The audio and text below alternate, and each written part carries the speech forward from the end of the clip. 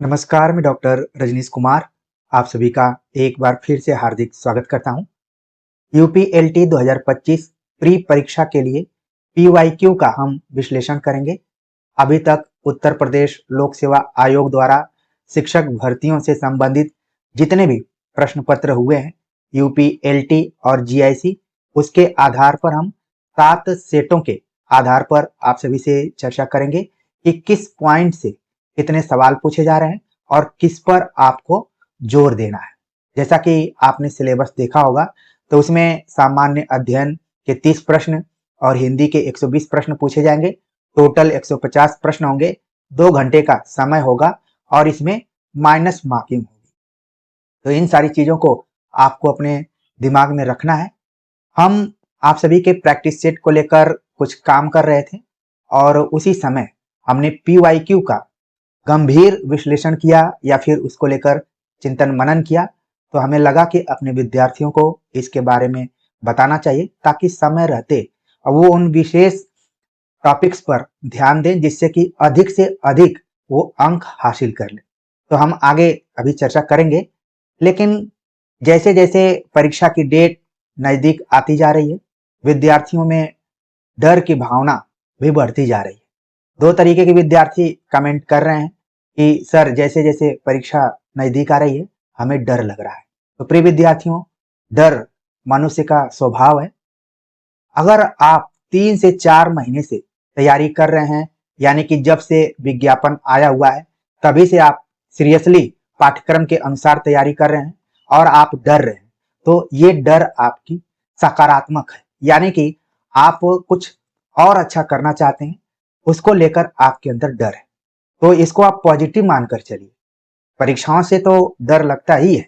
कोई ऐसा बहुत कम व्यक्ति होंगे या फिर परीक्षार्थी होंगे जो नहीं डरते होंगे, और जो कहते हैं कि नहीं डर लग रहा है वही सबसे ज्यादा डरते हैं। तो डर स्वाभाविक रूप से है। अगर आप 3 से 4 महीने से तैयारी कर रहे हैं और सीरियसली कर रहे हैं, अगर आप फॉर्म भरने के लिए फॉर्म भर दिए लेकिन कभी ठीक से पढ़े नहीं, 2 घंटे तक भी नहीं पढ़े और आप डर रहे हैं, तो ये डर आपकी स्वाभाविक है और ये निगेटिव डर है। आपको लग रहा है कि समय कम है और कैसे हम सिलेबस को कवर करें, क्योंकि यूपीएलटी में आए दिन आप अखबारों में पढ़ रहे हैं कि परीक्षार्थियों की संख्या लाखों में है। तो प्रतियोगिता तो है, उसी में आपको फाइट करना है। अलग अलग तरीके के विद्यार्थी हैं, तो उनसे मुकाबला आपका है। तो डर तो बना रहेगा। डर को लेकर आपको बिल्कुल ये नहीं है कि अब हम क्या करें। हाँ, अपने स्वास्थ्य को ध्यान में रखिए, मेंटली अपने को संतुलित करके रखिए। जो भी आपने पढ़ाई की है, हमने जो भी आपको बताया है, उस चीज को फॉलो करेंगे, निश्चित तौर पर आप 15 गुना में आ जाएंगे। तो उसी क्रम में एक मार्गदर्शन के रूप में ये वीडियो हम आप सभी के सामने ला रहे हैं। अगर आपके पास यूथ इत्यादि की किताब होगी या फिर क्वेश्चन पेपर होगा, ठीक है, हो सकता है कि आपके घर में ऑलरेडी लोगों ने परीक्षा दी हो या फिर आप खुद परीक्षार्थी के तौर में रहे हो, तो क्वेश्चन पेपर आपके पास होंगे ही। जैसे यूपीएलटी 2018, UP GIC 2017, UP GIC 2015, UP GIC 2012, diet प्रवक्ता 2014, आश्रम पद्धति 2012, आश्रम पद्धति 2009। तो ये सभी प्रश्न पत्र हैं जो कि यूपी पीएससी द्वारा समय समय पर कराए गए हैं, ठीक है। क्योंकि हमने एलटी और जीआईसी दोनों को एक साथ लिया है, इन सभी का सिलेबस क्या है, एक ही तरीके का है, इसलिए हमने इन दोनों परीक्षाओं को लेकर मूल्यांकन किया है। और अगर आप पढ़ भी रहे हैं तो यूपी एलटी के साथ जीआईसी और अन्य जो भी यूपी टीजीटी पीजीटी के एग्जाम हुए हैं, सभी के प्रश्न पत्रों को आप हल कर लीजिए। लेकिन आगे जानने के लिए कि आखिरकार यूपी लोक सेवा आयोग का रुख कैसा होता है और वो किस तरीके के प्रश्न पूछते हैं, तो कम से कम समय रहते इन सभी प्रश्न पत्रों को आप जरूर देखेंगे, ठीक है। इनको आप एक बार सीरियसली रिवाइज करेंगे और अच्छे से समझेंगे। आप सिलेबस देखे होंगे तो उसमें हिंदी साहित्य का इतिहास, काव्य के रूप में, गद्य और प्रमुख रचनाएं या रचनाकार दिया गया है, तो हमने इसको एक में रख दिया है। काव्य शास्त्र, फिर भाषा विज्ञान, व्याकरण, संस्कृत साहित्य से संबंधित सवाल पूछे जा रहे हैं। ठीक है, मैं हिंदी की बात कर रहा हूं, सिर्फ और सिर्फ हिंदी की।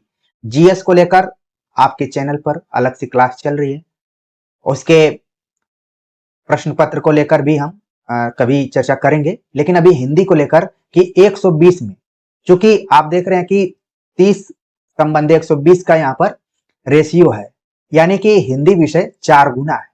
ठीक है, 4 गुना इसमें, अगर आप इसमें बेहतर कर देते हैं, जीएस में थोड़ा बहुत कम भी रहता है तो काम चल जाएगा। अब हर विद्यार्थी के ऊपर अलग अलग इसका नियम लग सकता है। हो सकता है कि जो सिविल सर्विसेज इत्यादि की तैयारी कर रहे हैं वो जीएस को भी कवर कर लें, लेकिन जो सिविल की तैयारी करते हैं उनका हिंदी कमजोर होता है, और जो केवल हिंदी पढ़ते हैं उनका जीएस कमजोर रहता है। तो कहीं ना कहीं संतुलन है, इसको लेकर आपको परेशान नहीं होना है। और प्री में संतुलन ही जरूरी है, बहुत ज्यादा पढ़ने के प्रयास में रहेंगे तो भी दिक्कत हो सकती है। इसलिए ठोस ठोस चीजों को पढ़िए, जो पॉपुलर क्वेश्चन है, जो बार बार रिपीट होते हैं, उनको कोशिश कीजिए कि परीक्षा में गलत ना हो। हम उस पर चर्चा किए हुए हैं। अभी हम देखते हैं कि यूपी एलटी 2018 के प्रश्न पत्र में 55 क्वेश्चन हिंदी साहित्य का इतिहास, गद्य, प्रमुख रचनाएं और प्रमुख रचनाकारों से पूछे गए हैं। 3 प्रश्न पूछे गए पुरस्कारों से रिलेटेड। ठीक है, काव्य शास्त्र से 15 क्वेश्चन पूछे गए, भाषा विज्ञान से 16 क्वेश्चन, व्याकरण से 22, संस्कृत से 9 क्वेश्चन। जैसे बहुत सारे विद्यार्थियों का कमेंट आता है कि सर हम तो हिंदी अच्छे से पढ़ ले रहे हैं लेकिन हमारा संस्कृत बहुत कमजोर है। आप देखिए कि संस्कृत का रेशियो क्या रहा है। ठीक है, 9 क्वेश्चन पूछे गए, व्याकरण से 22 क्वेश्चन, भाषा विज्ञान से 16, काव्य शास्त्र से 15 और बाकी हिंदी साहित्य का इतिहास, गद्य, पद्य, प्रमुख रचनाकार, रचनाओं से संबंधित कुल 55 सवाल पूछे गए। अगर हम यूपीजीआईसी 2017 की बात करें तो 76 प्रश्न पूछे गए हिंदी साहित्य का इतिहास, गद्य और रचनाओं से, 7 प्रश्न पूछे गए काव्य शास्त्र से, भाषा विज्ञान से 5 प्रश्न, व्याकरण से आप देख रहे हैं कि 22 प्रश्न पूछे गए, संस्कृत से 10 प्रश्न पूछे गए। जीआईसी 2015 72 क्वेश्चन हिंदी साहित्य का इतिहास, गद्य, प्रमुख रचनाओं से, 13 क्वेश्चन काव्य शास्त्र से, भाषा विज्ञान से 5 क्वेश्चन, व्याकरण से 22 प्रश्न, संस्कृत से 8 प्रश्न। औसत आपको देखना है कि किस पे आपको ज्यादा मेहनत करना है। अभी तक आप देख रहे हैं कि हिंदी व्याकरण पे आपको ज्यादा मेहनत करना है। इसकी जो आप देख रहे हैं कि जो इसमें स्थिरता बनी हुई है, 22 क्वेश्चन से कभी कम नहीं पूछा गया है, आप देख रहे हैं लगातार। ठीक है, अगर हम यूपीजीआईसी 2012 की बात करें तो हिंदी साहित्य का इतिहास, गद्य और रचनाओं से 48 प्रश्न, काव्य शास्त्र से 15 प्रश्न, भाषा से 11, व्याकरण से 21, संस्कृत से 25। यहां पर थोड़ा सा टर्न लिया हुआ है, ये यहां पर हो सकता है कि कठिन पेपर रहा होगा। अगर आप पैटर्न के हिसाब से तैयारी किए होंगे तो यहाँ पर बहुत लोगों का पेपर थोड़ा सा प्रभावित हुआ रहा होगा। तो हम देखेंगे कि कैसे उतार चढ़ाव हो रहा है, इसीलिए इस टेबल को हमने यहाँ पर बनाया हुआ है। डायट प्रवक्ता की बात करें जो 2014 में हुआ तो 43 क्वेश्चन हिंदी साहित्य का इतिहास, गद्य, रचनाएं से पूछा गया, 6 क्वेश्चन काव्य शास्त्र से, 11 भाषा से, 30 प्रश्न व्याकरण से पूछे गए। ठीक है, चूंकि इसमें संस्कृत नहीं है तो व्याकरण का पोर्शन यहाँ पर उसको कवर कर लिया और प्रश्नों की संख्या भी 90 थी। ठीक है, तो इस हिसाब से आपको देखना है। फिर आश्रम पद्धति की बात करें 2012 में 30 प्रश्न हिंदी साहित्य का इतिहास, गद्य और रचनाओं से, 10 प्रश्न काव्य शास्त्र से, 8 प्रश्न भाषा से, 62 प्रश्न पूछे गए हैं हिंदी व्याकरण से, 10 प्रश्न पूछे गए संस्कृत से। तो देख रहे हैं कि इसको हमने बोल्ड किया हुआ है, यानी कि आपको हिंदी व्याकरण के प्रश्नों को देखना है बेहतरीन तरीके से। तो आश्रम पद्धति 2012 के क्वेश्चन पेपर को आप एक बार जरूर ध्यान में रखिए, हो सकता है कि कई सवाल वहां से रिपीट भी हो जाए। ठीक है, इंपॉर्टेंट है ये प्रश्न पत्र। आश्रम पद्धति 2009 के प्रश्न पत्र को देखेंगे तो 36 प्रश्न हिंदी साहित्य का इतिहास, गद्य और रचनाओं से पूछे गए, काव्य शास्त्र से 16 प्रश्न, भाषा से 10 प्रश्न, व्याकरण से 48 प्रश्न, संस्कृत से 10, इस तरीके से प्रश्न पूछे गए। तो यहां पर अब आप निष्कर्ष पर पहुंच गए होंगे कि अभी तक तो हम सिलेबस के अनुसार प्री की तैयारी कर रहे थे, लेकिन जो शेष दिन बचे हुए हैं, जो महीने बचे हुए हैं, उसमें हमको स्पेशली रणनीति के हिसाब से पढ़ना पड़ेगा। यानी कि आपको व्याकरण का पोर्शन अच्छा करना पड़ेगा और हिंदी साहित्य का इतिहास का पोर्शन भी ठीक करना पड़ेगा।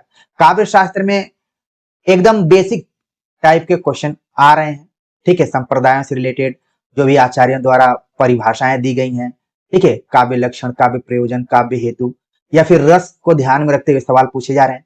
यही इसका है जो आपके सिलेबस में दिया गया उसी से। और आप देख रहे हैं कि औसतन 10 क्वेश्चन काव्य शास्त्र से पूछे जा रहे हैं, औसतन 10 क्वेश्चन भाषा विज्ञान से। लेकिन व्याकरण में आप देख रहे हैं उतार चढ़ाव, यानी कि हर एग्जाम में आपने देखा कि व्याकरण में ज्यादातर सवाल पूछे जाए। संस्कृत का भी औसत आप देख रहे हैं कि 10 प्रश्न ही है। कभी कभी उतार चढ़ाव हो सकता है, तो उसको जिस दिन एग्जाम है उसी दिन आप अपने प्रेजेंस ऑफ माइंड के हिसाब से ही टैकल कर सकते हैं, हैंडल कर सकते हैं। तो मोटे तौर पर हिंदी साहित्य का इतिहास, गद्य रचनाएं और व्याकरण पर आपको ज्यादा फोकस करना है। काव्य शास्त्र और भाषा विज्ञान का जो बेस है, जो इसके फार्मूले हैं, उनको अच्छे से देखना है। संस्कृत की तैयारी भी उसी जो भी अभी तक पैटर्न है या फिर जो इंपॉर्टेंट क्वेश्चन है उन्हीं को रिवाइज करके जाना है। खासतौर से जो रूप पर आधारित हैं, धातु रूप, शब्द रूप, उनको थोड़ा सा अच्छे से देख लेना है। हिंदी अनुवाद को अच्छे से देख लेना है। अब आपके दिमाग में आ रहा होगा कि इसको पढ़ने के लिए हमें क्या क्या पढ़ना चाहिए या कैसे तैयारी में लग जाना चाहिए। क्योंकि आप लंबे समय से जुड़े होंगे तो हमने हिंदी व्याकरण वासुदेव नंदन प्रसाद की पूरी पुस्तक 2 घंटे में पढ़ा दी है और पूरा उसको एग्जाम के दृष्टिकोण से पढ़ाया हुआ है। जैसे एक प्रतियोगी विद्यार्थी को बताना चाहिए उस हिसाब से कि कहां से सवाल कैसे उठ रहे हैं और समझाने का प्रयास किया हुआ है। तो समय निकालकर आप इस वीडियो को जरूर देखिए जो भी आपके पास समय है। फिर प्रमुख रचनाएं और प्रमुख रचनाकार, उनको लेकर भी हमने वीडियो बनाई हुई है, आप चैनल से जाकर देख लीजिए कि किनके ऊपर फोकस करना है। रचनाकारों की संख्या हजारों में है, लेकिन ज्यादातर सवाल कहां से पूछे जाते हैं। तो आपके समय के अनुसार, आपके जो भी आवश्यकता है उसके दृष्टिकोण से हमने वीडियो पहले ही बनाई हुई है। अगर आपने देखने में देरी कर दी हो तो भी अभी समय आपके पास, आप जाकर उसको देख सकते हैं। ठीक है, अब आप बहुत कम ऐसे चैनल देखेंगे जो मौलिक किताबों और इतिहास ग्रंथों के आधार पर आपको पढ़ाते रहे होंगे। हमने आचार्य रामचंद्र शुक्ल द्वारा जो भी PYQ पिछले साल के क्वेश्चन पेपर में आए हुए प्रश्न हैं उनको 3 भागों में यहाँ पर रखा हुआ है। हालांकि हमारी एक पुस्तक भी है वस्तुनिष्ठ संकलन, लेकिन हमने 2nd एडिशन में इसको जोड़ा हुआ था और हमारे दिमाग में आया कि विद्यार्थी इतना विश्वास करते हैं, जो एक तरीके से पूजते हैं, जिसको कहें अपने दिल में बसा के रखते हैं, किताबों के बाद हम सभी का नंबर है, तो क्यों उनके साथ हम अन्याय करें। इसलिए हमने बड़ी ईमानदारी के साथ रामचंद्र शुक्ल द्वारा के आधार पर, उनकी पुस्तक के आधार पर जितने भी सवाल पूछे गए हैं उसको हमने यहाँ पर एक जगह रख दिया है। आप समय निकालकर जरूर देखिए, यहाँ से तमाम क्वेश्चन आपको रिपीटेड हुए दिखाई देंगे। आपको लगेगा कि हाँ, हमने सही मार्गदर्शन में तैयारी किया। तो एक तो हमने कवर किसको कर लिया, आचार्य रामचंद्र शुक्ल को कर लिया। अब दूसरे जो इतिहासकार हैं बच्चन सिंह, बच्चन सिंह को हमने यहाँ पर पूरा कवर किया हुआ है, पहले भी बताया हुआ था। और ये पूरा PYQ पर, मतलब ये क्या बोले इसको, MCQ पर आधारित है। ठीक है, ये जितने भी प्रश्न आप देख रहे हैं ये भी MCQ पर आधारित है। सवाल आएंगे तो कहां से आएंगे, इन्हीं के बीच से आएंगे। आपको घबराने की बिल्कुल जरूरत नहीं है। हाँ, डर जरूर होनी चाहिए। डर किससे लगता है, जिससे कोई उम्मीद होती है। आपको इन परीक्षाओं से उम्मीद है। अगर आप निडर होकर घूमते हैं तो भी अच्छे विद्यार्थियों में आप नहीं आएंगे। पुरस्कारों को लेकर, जैसा कि हमने बताया कि कुछ एग्जाम में पुरस्कार भी पूछे गए हैं, तो उसको हमने हर पुरस्कार, जितने भी पुरस्कार हैं, विविध पुरस्कार, भारतीय ज्ञानपीठ से लेकर सरस्वती सम्मान तक जितने भी पुरस्कार हैं उनको हमने यहाँ पर बताया हुआ है, जरूर आप देखिएगा। इसके बाद हमने तीसरे इतिहासकार राम स्वरूप चतुर्वेदी की पुस्तक पर MCQ बनाया हुआ है। ठीक है, देख रहे हैं 3 घंटे का है यहाँ पर। तो अगर इनको घंटों में बदल लें तो कुल अगर आप देखें तो 20 घंटे की वीडियो है। 20 घंटे अगर आप पढ़ाई बढ़िया से कर लेते हैं, 20 घंटे, तो मैं दावे के साथ कहता हूं कि आप कम से कम 70 से 75 क्वेश्चन आराम से कर लेंगे। ठीक है, बाकी भी कर लेंगे। आप अपने प्रेजेंस ऑफ माइंड के हिसाब से क्वेश्चन और ऑप्शन के कोरिलेशन के हिसाब से भी अधिक से अधिक प्रश्नों को कर सकते हैं। ठीक है, अभी तो आगे और भी है। जैसे आपने गद्य विधाओं का जो इतिहास है, हिंदी का गद्य साहित्य, इसमें आप देख रहे हैं कि मैंने बच्चन सिंह की पुस्तक के आधार पर ही नाटक पर चर्चा की हुई है, कहानी पर चर्चा की है, ठीक है, निबंधों पर चर्चा की है, संस्मरण रेखा चित्र यात्रा वृत्त आत्मकथा जीवनी पर चर्चा की है, और साथ में अगर इसमें छूटा होगा आलोचना तो उसके ऊपर भी हम बात करेंगे, ठीक है। तो आपको घबराने की क्या जरूरत है? यहाँ पर आप देख रहे हैं, मैंने तो मोटे तौर पर बताया कि 20 घंटे होंगे, मान लीजिए इसको बढ़ा लेते हैं, 30 घंटे बढ़ा लेते हैं, तो 30 घंटे में अगर आपका पूरा सिलेबस कवर हो जाता है तो फिर आपको घबराने की क्या जरूरत है, परेशान होने की क्या जरूरत है। अब प्री को लेकर मैं पहले इसलिए आप सभी से नहीं जुड़ा हूं, मेंस की शुरुआत इसीलिए किया हुआ है कि हमें विश्वास है कि हमारे जो विद्यार्थी हैं, जो सीरियस विद्यार्थी हैं, विद्यार्थी भी कई तरीके के होते हैं, कुछ विद्यार्थी परीक्षा के एक दिन पहले जगेंगे, तो हमारे पास कोई मंत्र या फिर आशीर्वाद इस टाइप से नहीं है कि मैं बोलूंगा कि जाइए सफल हो जाइए। मैं उन्हीं विद्यार्थियों को सफल होने के लिए प्रेरणा दे सकता हूं जो ऑलरेडी विज्ञापन के समय से लगे हुए हैं। ये ईमानदारी से हमने बात कही हुई है, इसलिए सचेत रह जाइए। पूरा आपको यहाँ पर मिल जाएगा, ये सभी एमसीक्यू पैटर्न पर है, ध्यान रखना है, ये सब एमसीक्यू पैटर्न पर है, जिसकी खोज आप लोगों को है प्री के दृष्टिकोण से, ये पूरा आपको यहाँ पर मिल जाएगा। अब हम बात करते हैं कि संस्कृत व्याकरण और अनुवाद को लेकर आप अगर परेशान हैं तो बिल्कुल परेशान मत होइए। धातु और शब्द रूप से कैसे प्रश्न बनते हैं उनको लेकर हमने चर्चा की है। संस्कृत के प्रमुख रचनाकार, रचनाएं, सूक्तियां, उनको लेकर हमने बात की हुई है। भाषा विज्ञान से जो प्राय सवाल पूछे जाते हैं उनको लेकर पूरी चर्चा यहाँ पर की गई है। प्रिय विद्यार्थियों, बस करना क्या है, आपको विश्वास करना है, अपने ऊपर विश्वास करना है और पढ़ाई करना है। पढ़ाई करेंगे तो निश्चित तौर पर आप जो वो 15 गुना है उसमें आ जाएंगे, आप ही लोग आएंगे, अनुराग हिंदी एकेडमी के ही विद्यार्थी आएंगे। आपको घबराने की बिल्कुल जरूरत नहीं है, बस जो मैं कह रहा हूं उसको देख लेना है। अगर हिंदी व्याकरण को लेकर आप कंफ्यूज हैं तो उसको लेकर भी हमने बताया हुआ कि कैसे आसानी से उसको समझिए। काव्य शास्त्र, जिसका कि औसतन हमने बताया कि कितने कितने प्रश्न पूछे जा रहे हैं, उसको लेकर पूरा संपूर्ण इसमें है। संस्कृत साहित्य को लेकर जितना यहाँ बताया गया है, इसके बाहर से प्रश्न नहीं आएंगे। अगर आते भी हैं तो वो सभी विद्यार्थियों के लिए नए प्रश्न होंगे। अगर कुछ प्रश्न आएंगे, जैसे आप एग्जाम देने जाएंगे तो 120 में 120 प्रश्न आपके पढ़े हुए नहीं आएंगे, उसमें से 90 क्वेश्चन आपके पढ़े हुए आएंगे, बाकी कुछ कुछ प्रश्न नए भी रहेंगे, ठीक है। तो कम से कम जो 90 रिपीटेड क्वेश्चन है ये आपके गलत नहीं होने चाहिए, और बाकी जो शेष बच रहे हैं उसमें से 10 से 15 क्वेश्चन और आप सही करने का प्रयास कीजिए, बाकी जीएस से आप कंट्रोल कीजिए, तो आप 15 गुना में आ जाएंगे, कोई दिक्कत नहीं है। हिंदी में सिलेक्शन के लिए आदिकाल से आधुनिक काल तक का पूरा हमने यहाँ पर एमसीक्यू पैटर्न पर आप सभी को पढ़ाया हुआ है। तो जब सारी चीजें आपके पास उपलब्ध हैं तो फिर घबराने की क्या जरूरत है। आप आराम से इसको पढ़िए और परीक्षा के लिए अपने को तैयार कीजिए। बाकी हम तो आपके साथ परीक्षा के एक दिन पहले तक जुड़े रहेंगे। हमने सेट्स को तैयार किया हुआ है।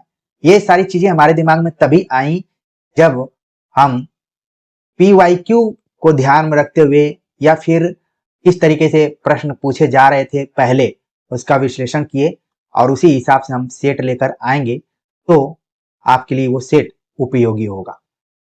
लेकिन अभी आपके पास हमने जो भी मटेरियल दिया है उसका लाभ उठाइए, उसके हिसाब से पढ़िए। तो उम्मीद है कि ये विश्लेषण आप समझ गए होंगे, और ये भी समझ गए होंगे कि हमें किस किस पोर्शन पर ज्यादा फोकस करना है। आप अपने से पूछिए कि आपका कौन सा पोर्शन कमजोर है, कौन सा पोर्शन अच्छा है। पूरा हमने यहाँ पर इस टेबल को रख दिया है, और कुछ मुझे उम्मीद है कि आप लोगों के पास यूथ या घटना चक्र की पुस्तकें होंगी, या फिर जो भी पिछले साल के क्वेश्चन पेपर का संकलन अलग अलग बुक्स करती हैं, प्रकाशन करते हैं, तो एक खरीद लीजिए, उसके हिसाब से उसको देखते रहिए। तो उम्मीद है कि आपको ये अच्छा लगा होगा, उससे ज्यादा समझ में आया होगा। तो कमेंट का हमें इंतजार रहेगा। मिलते हैं एक नए टॉपिक के साथ, तब तक के लिए नमस्कार।